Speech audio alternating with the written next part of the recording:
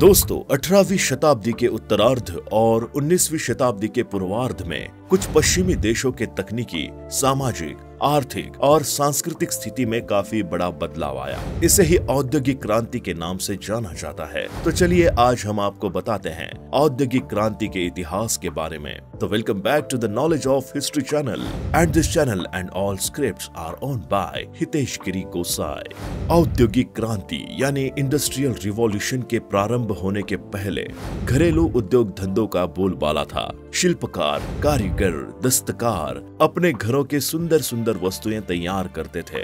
औद्योगिक क्रांति यानी इंडस्ट्रियल रिवॉल्यूशन के फलस्वरूप उत्पादन के तरीकों में आमूल परिवर्तन हुआ।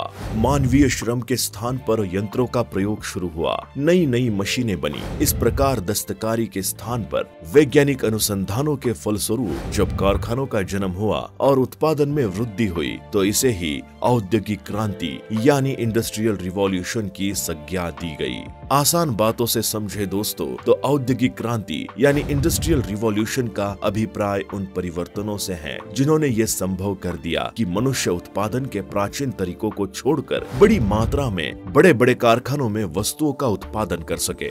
अब जानते हैं औद्योगिक क्रांति के कारण। इंग्लैंड में औद्योगिक क्रांति की नींव पहले से ही तैयार की जा रही थी। इंग्लैंड का व्यवसायी वर्ग अन्य देशों के व्यवसायी वर्ग के अपेक्षा अधिक कुशल और साहसी था। व्यापार की उन्नति के लिए उनमें अधिक लगन और स्वाभाविक प्रेरणा थी। इंग्लैंड का व्यावसायिक वर्ग सरकारी हस्तक्षेप से मुक्त था। इंग्लैंड की सरकार भी व्यापारियों के कार्यों में सहायता देती थी। परिस्थिति की सुगमता के अतिरिक्त सामाजिक, राजनीतिक और आर्थिक परिस्थितियों के कारण भी औद्योगिक क्रांति इंडस्ट्रियल रिवॉल्यूशन सर्वप्रथम इंग्लैंड में हुई। 1688 ईसा की क्रांति के फलस्वरूप इंग्लैंड संसदीय शासन पद्धति की स्थापना हुई। जनसाधारण के अधिकार सुरक्षित हो चुके थे। राजनीतिक और धार्मिक अत्याचार से मुक्ति पाकर लोग आर्थिक विकास की ओर अग्रसर हुए। गृह युद्ध और बाह्य आक्रमण की कोई आशंका नहीं थी। आंतरिक शांति और सुदृढ़ता व्यापार की प्रगति में सहायक हुई। लेकिन अन्य दूसरे देश राजनीतिक उलझनों में ही फंसे थे। मध्यम वर्ग का उदय। 17वीं सदी में व्यापारिक क्रांति के कारण मध्यम वर्ग की शक्ति बढ़ी, किंतु अब भी सामंती प्रतिबंधों के कारण मध्यम वर्ग के वाणिज्य, व्यापार और उद्योग धंधों की प्रगति नहीं हो रही थी। 1740 ईसा में इंग्लैंड में मध्यम वर्ग ने क्रांति की। क्रांति के फलस्वरूप एक नई व्यवस्था कायम हुई। नई व्यवस्था में पुराने सामंती प्रतिबंधों छुटकारा मिलने और उद्योगपतियों के हाथ में शक्ति आ जाने के कारण इंग्लैंड में उद्योग धंधों की काफी प्रगति हुई।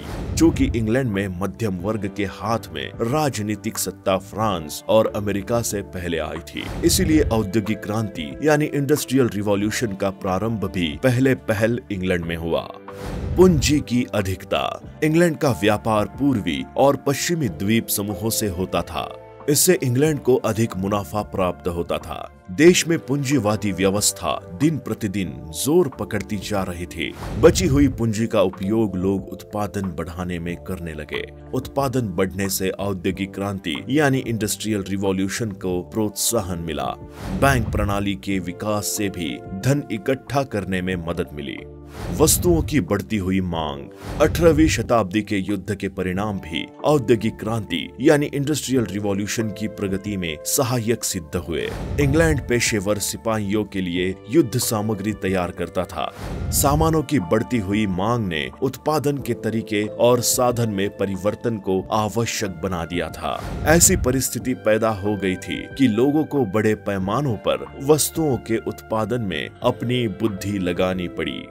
कृषि क्रांति का प्रभाव। इंग्लैंड में सबसे पहले औद्योगिक क्रांति होने का एक प्रमुख कारण ये था कि वहाँ सर्वप्रथम कृषि प्रणाली में परिवर्तन हुआ। खेती के एक तरीके अपनाए गए और उत्पादन में वृद्धि हुई। लोगों की आर्थिक स्थिति में परिवर्तन आया, उनकी आवश्यकताएं बढ़ी और आवश्यकताओं की पूर्ति के लिए उद्योग धंधों का विकास किया गया। उत्पादन बढ़ने से शहरों की बढ़ती हुई आबादी को खिलाना संभव हो सका। कृषि क्रांति का एक परिणाम ये भी हुआ कि खेती में लगे किसान बेकार हो गए, वे जीविका की खोज में शहर गए। इससे श्रम शक्ति के अभाव की पूर्ति हुई। अब कारखानों में तैयार वस्तुओं के लिए देश में ही बाजार मिल गया। कुशल कारीगर। 17वीं शताब्दी में धर्म युद्ध के कारण अन्य देशों से अधिक संख्या में कुशल कारीगर इंग्लैंड आए थे। उन्होंने अपनी कला कौशल का प्रदर्शन इंग्लैंड में किया। इससे इंग्लैंड के मजदूरों के ज्ञान में वृद्धि हुई, खेती के तरीके में परिवर्तन हुआ और उद्योग धंधों का विकास हुआ। इस प्रकार उद्योग धंधों के विकास में कुशल कारीगरों ने बहुत मदद पहुंचाई।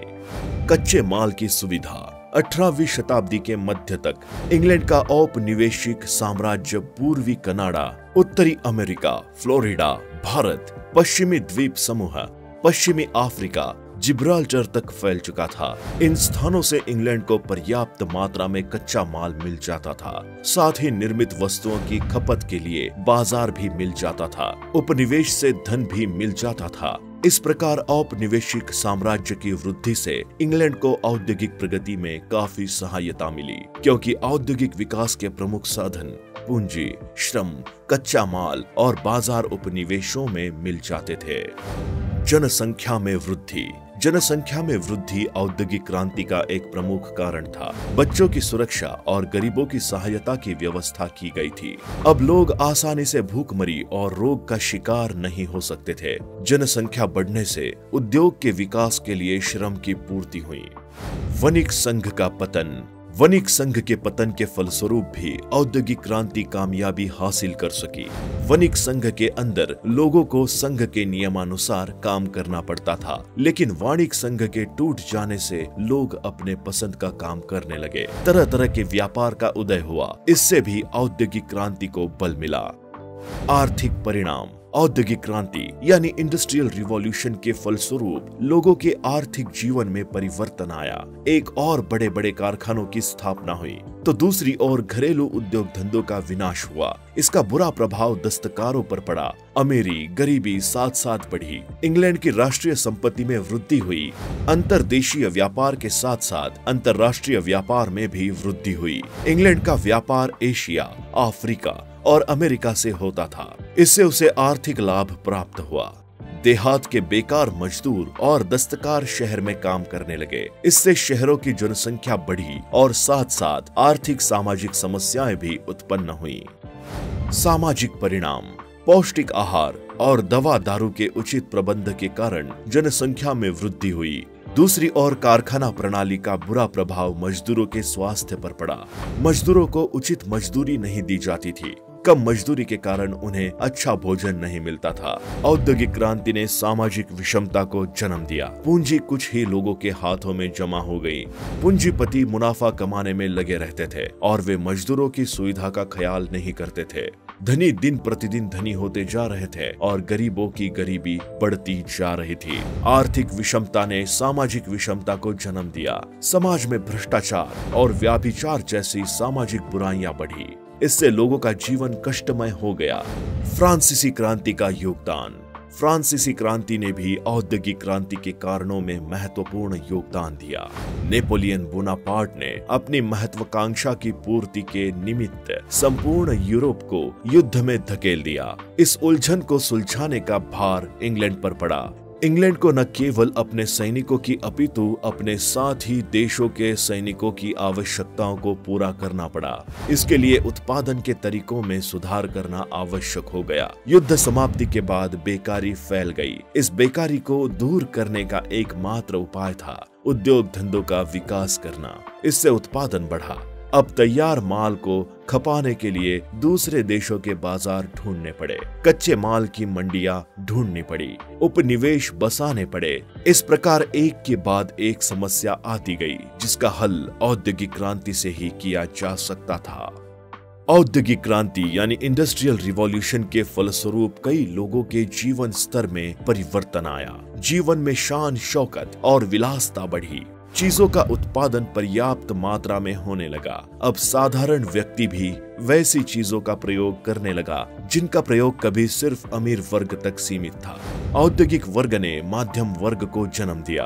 इस वर्ग के लोगों के पास पूंजी थी, किंतु उन्हें कोई अधिकार प्राप्त नहीं था। वे अपने अधिकार के लिए संघर्ष करने लगे। इससे सामाजिक समस्या उत्पन्न हुई। समस्या को सुलझाने के लिए औद्योगिक देशों की सरकार ने कुछ कानून बनाए।